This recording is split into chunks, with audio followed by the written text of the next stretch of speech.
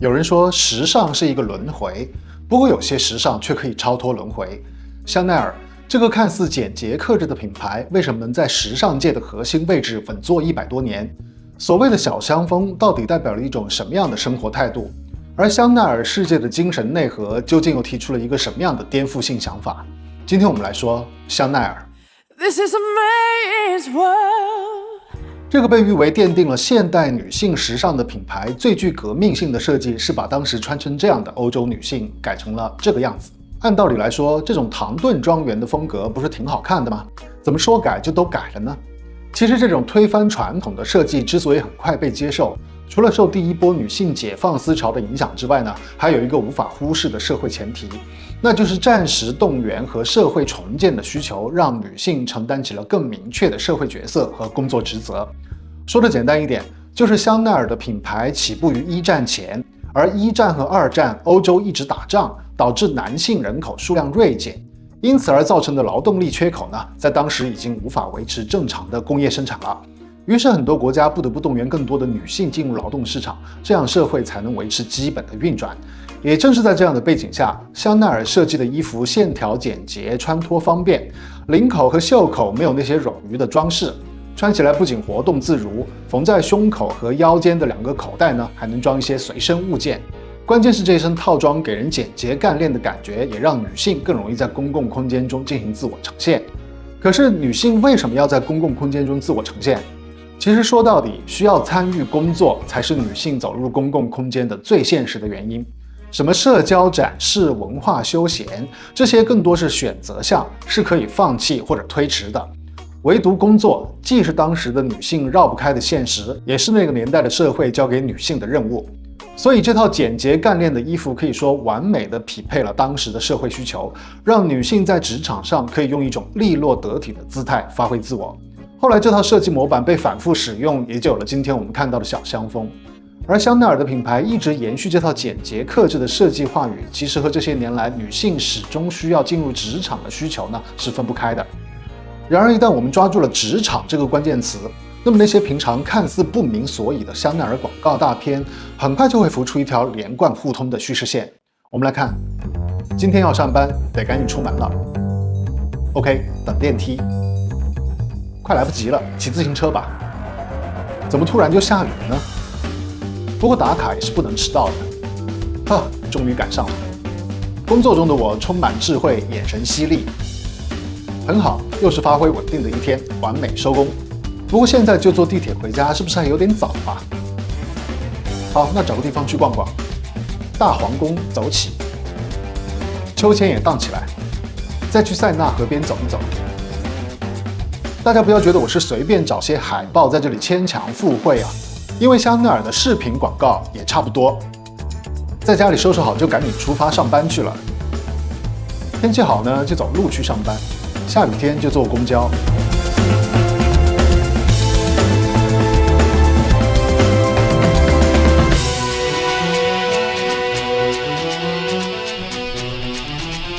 这些广告里的场景一般会设定为去工作的路上，搭乘交通工具，出现在人潮涌动的城市核心区，人物的行为逻辑也都是以去上班为前提而设定的。所以香奈儿的产品广告里，人总是行色匆匆，想要停留放缓几乎不可能。其实何止上班，有时候还得坐火车上外地出差。你看他像不像电影里的那个人？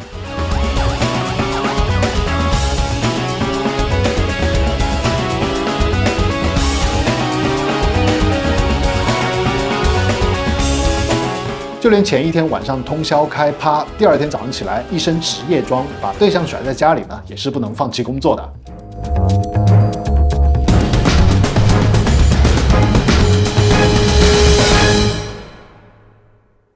除了广告大片，香奈儿的秀场空间也是按照女性精英的思路来设计的。比如香奈儿2026年的大秀就选在了曼哈顿的地铁站，还有比这里更能象征职场精英的地方吗？我估计是不多啊。其实香奈儿历年的秀场设计都隐藏着这条暗线。2014年秋冬发布会的主题是超市，这当然是下班回家的路上顺便补货啦。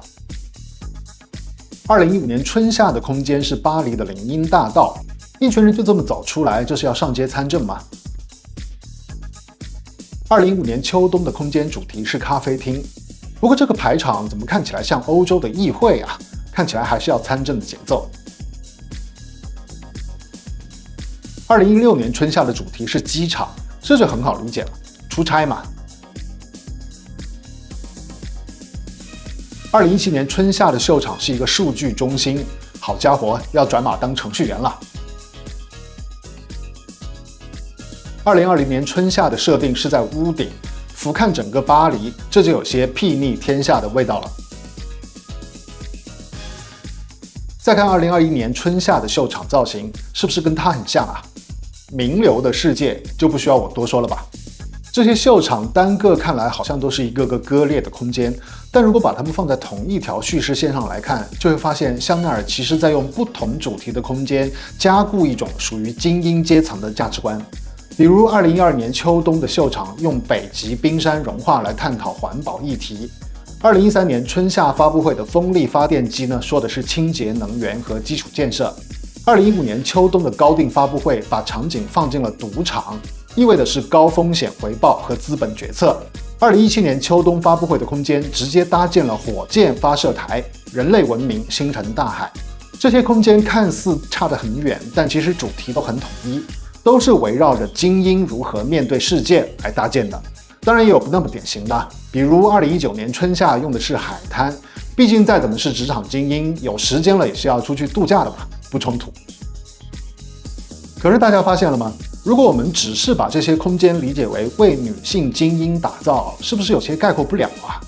那么作为一个顶奢品牌，它所提出的价值主张又怎么会是叫女性去上班，成为职场精英这么简单呢？我们来看广告。这是香奈儿2020年发布的一条广告大片。我们看有一个女生进电梯了，她看了看楼层的按钮，按了一下 Moon， 这是要坐电梯登月吗？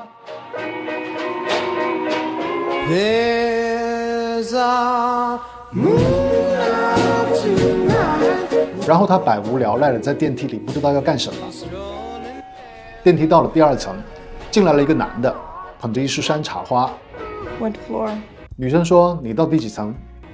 Dimon, please. 男生好像也要到月亮那一层。女生又按了一下 Moon， 说：“你的花真好看。” Nice flowers. Thanks. 男生说：“谢谢。”然后这两个人在这里有一场表情戏，大家注意啊，这场表情戏待会儿要考。电梯到了第3层，进来了一个非洲裔的女生，她拿着爆米花，也按了一下 Moon。她问旁边的女生说：“要不要来一点？” 我们看第一个女生也没客气，吃了一口爆米花。这种情况是不是很像一些中途休息的场合，有人掏出香烟来说：“哎，你要不要来一根？”这个时候男生很自然的就挪到了旁边。所以大家注意到了吗？这个广告里男女的角色和他们的行为互换了，也就是说女性角色在诠释男性的行为，而男性角色呢在饰演女性的行为。我们倒过去回头来看，男生进电梯的时候是女生先问对方，并且帮忙按电梯楼层的按钮的，也是女生先开口夸男生的花好看。这些在现实世界的男女互动中呢，经常是反过来的。Thanks. 然后这两个人的表情戏，女生演的是见到心仪对象的紧张，男生反而表现出的是娇羞。直到非洲裔的女生出现呢，这里上演了一场在现实世界中往往发生在男性之间的社交戏码，也就是相互分享可以享乐的东西，却不顾及身旁的异性。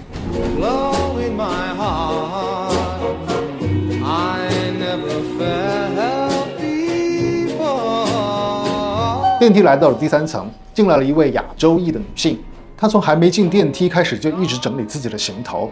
这里我们可以理解为她在公共场合彰显自己的财富和地位，也可以理解为她很在意自己的外表，在意别人怎么看她。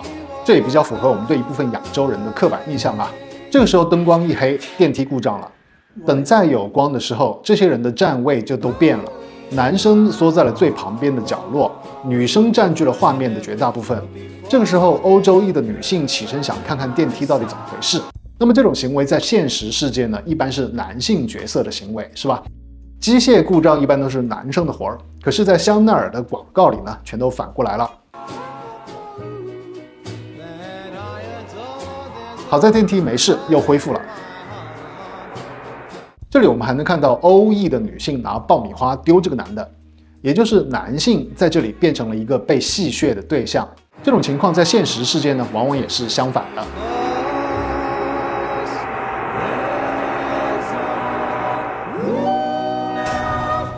然后电梯门打开，我们看3个女生把男生围在角落，那么这意味着男性在这里变成了一个需要被保护的对象。最后他们一起到达了月球，只不过电梯门外的世界呢，在这里就没有展现了。所以大家发现了吗？在香奈儿的世界里，男女是颠倒的，而这种颠覆的手法，有时候只需要在光影上有所区分，就可以达到效果。这是香奈儿2021年的一条广告大片，我们看。一个穿斗篷的女性来到了塞纳河边，她看天上的月亮，想象着上面有一男一女在跳舞。如果你仔细观察，就会发现这里所有的舞蹈动作都是由女性主导的，并且在拍摄手法上呢，通过光影的明暗对比，让男性的脸一直处于阴影区，看不清楚。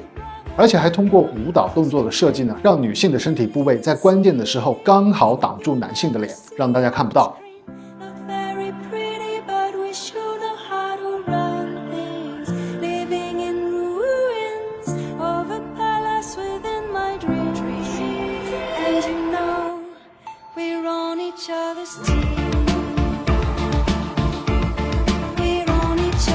那么到什么时候才会给广告里的男演员打光呢？这要等到女性的想象回到地球，也就是回到现实世界的时候，男性的面部才会有照明，而且比女生的还亮。不过有些广告的设计也是很具讽刺意味，很有攻击性的。比如说像91年的这个香奈儿广告，就是讽刺现实中的女性地位像一只笼中鸟，即便因为自己被束缚的处境而惶恐不安呢，也不得不在笼子里搔首弄姿。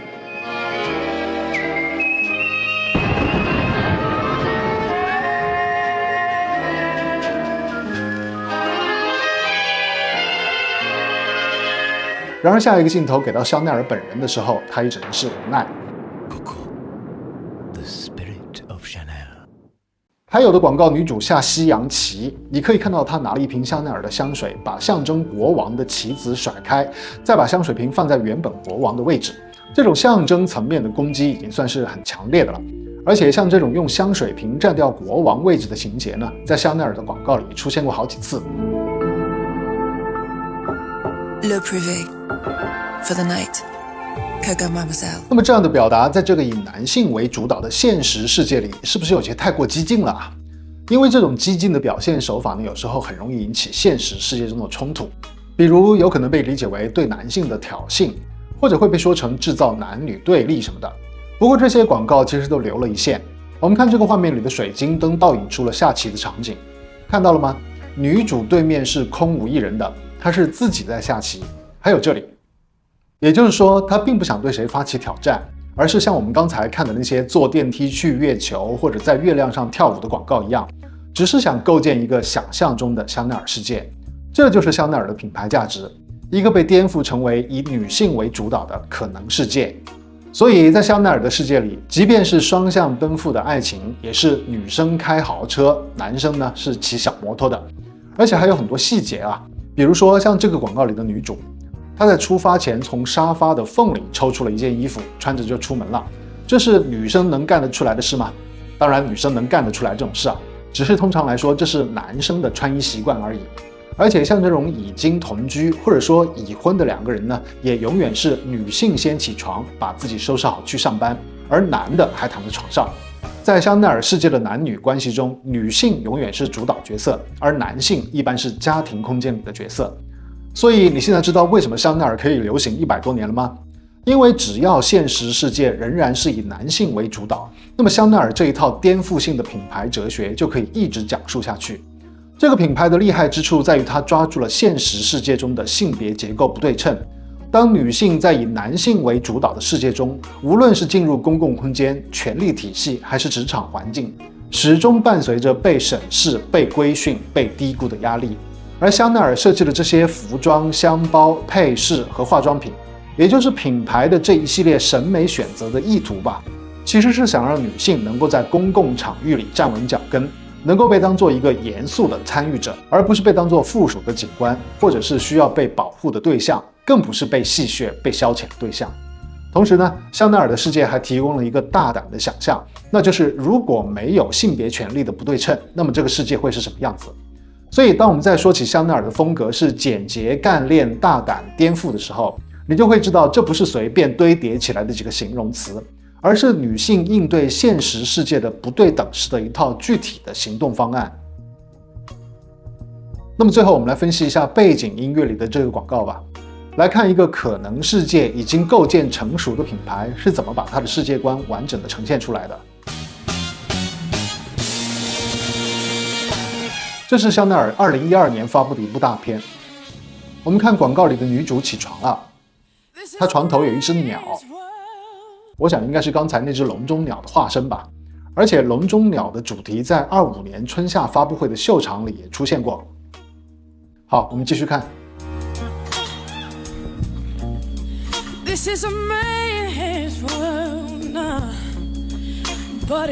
他出门了，骑的是摩托车，很典型的具有男性气质的交通工具。那么按照香奈儿世界的设定呢，他出门应该是去上班的，不会有意外。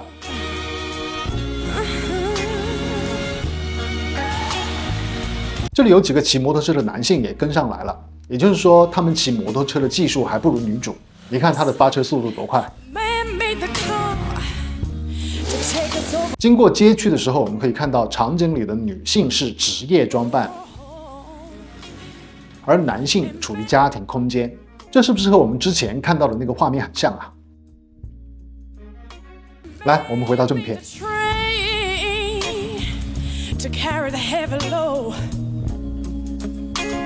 他到工作地点了，那么现在我们也知道他的职业是模特。主角到了，团队的人也跟着开始动了起来。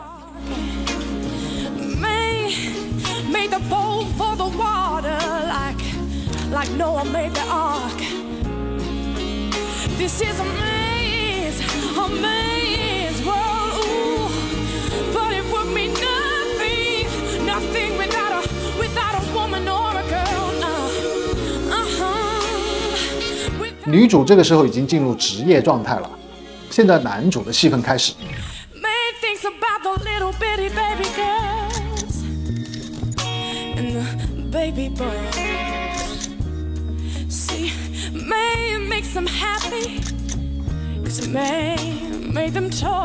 我们看这里，女主对男主的目光是非常直接，并且具有相当的占有欲的。接下来，女主和男主有一段感情戏，我们可以看到双方的互动呢，一直是女性在引导这段关系。先是女主主动释放出讯号，接着女主让男主把片场里的人都清场，然后再使唤男主去锁门，以便他们接下来的发展吧。而且广告的细节也刻画得很丰富。这里男性被安排成了一个侍从的角色，像是一个被调度的道具，而女性呢，除了一直展示自己原始的雌性张力之外，她的肢体语言也更具有攻击性，甚至还会采取一种捕猎者的姿态，一步一步逼近自己的目标。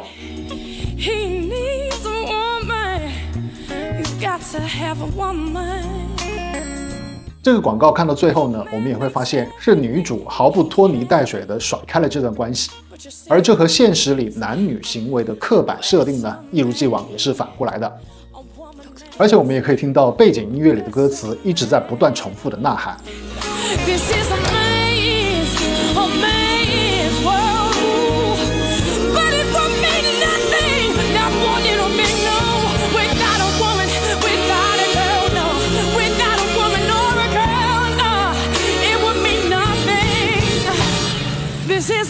Coco Mademoiselle, Chanel.